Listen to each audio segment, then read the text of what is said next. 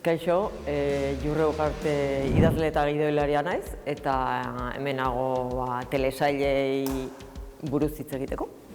Askotan gomendatu dudan telesailetako bat da, frantsesez Le Frordement edo horrelako zerbait, nik gaztelaniaz ikusi nuen El Colapso.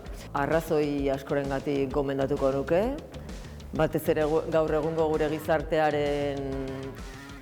gizarteak dauzkan erronkak kontatzen dituelako, eta formalki ere oso erakargarria delako.